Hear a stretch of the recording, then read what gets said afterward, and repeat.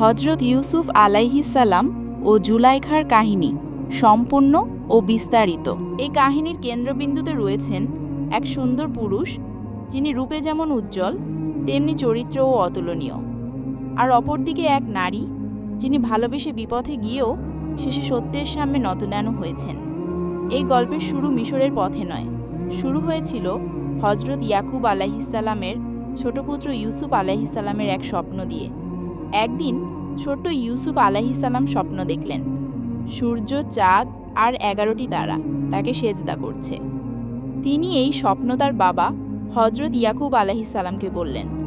তার বাবা বুঝলেন এ ছেলে একদিন মহান হবে, তবে সাবধান করে দিলেন, এই স্বপ্ন তোমার ভাইদের বলো না, ওরা হিংসায় ক্ষতি সাধন করতে পারে।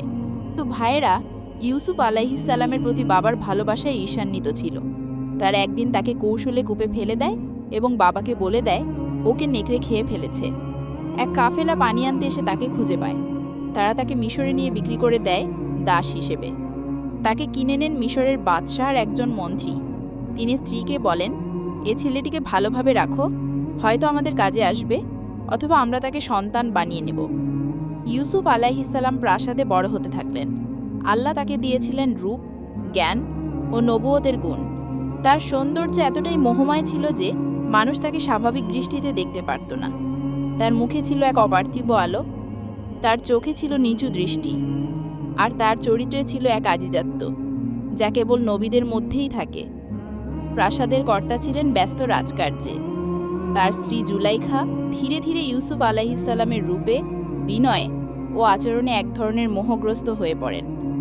প্রথমে চুপচাপ ভালোবাসতেন মনে মনে, তারপর সে ভালোবাসা আবেশে রূপ নেয়। একদিন সে আর নিজেকে ধরে রাখতে পারল না।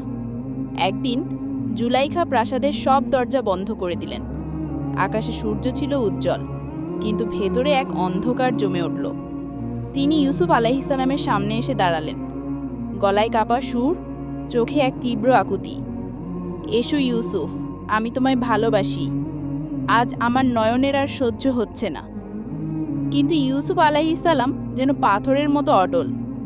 তিনি বললেন, আল্লাহর আশ্রয়, আমি এমন অন্যায় কাজ করব না, তুমি তো আমার প্রভুর স্ত্রী।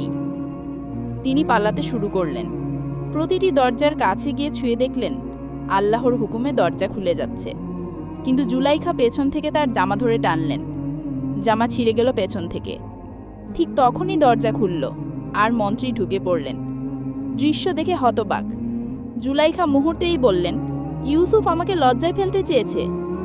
তখন একজন সাক্ষী বললেন, দেখা যাক জামা ছেঁড়া কোন দিক থেকে। যদি পেছন থেকে ছেঁড়া তবে দোষী নারী, যদি সামনে থেকে তবে দোষী ইউসুফ।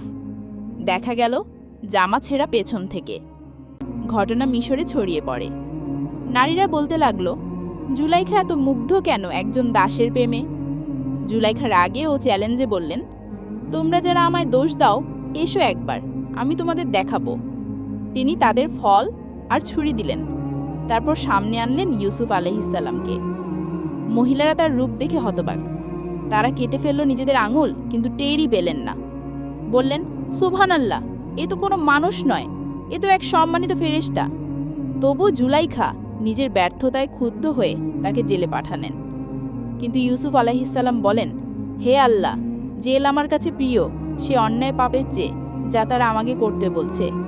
জেলখানাই হয়ে উঠল তার নবুয়তের মঞ্চ। তিনি বন্দীদের স্বপ্ন ব্যাখ্যা করলেন, আর সেই ব্যাখ্যায় তাকে ডেকে আনল মিশরের বাদশাহ। রাজা তার জ্ঞান ও সততায় মুগ্ধ হয়ে তাকে সম্মান দিলেন, দায়িত্ব দিলেন। সেই ইউসুফ, যিনি কূপ থেকে শুরু করেছিলেন, এখন মিশরের ধনভাণ্ডারের রক্ষক। এদিকে জুলাইখা, সে কি?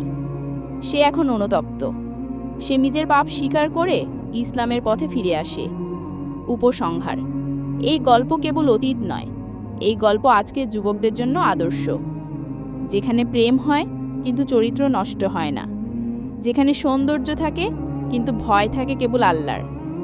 ইউসুফ আলাইহিস সালাম আমাদের শিখান, প্রেম নয়, পরকালের ভয় বড়। চরিত্র নয়, রূপ নয়, আল্লাহর আনুগত্য বড়। ধৈর্যই সবচেয়ে বড় সৌন্দর্য।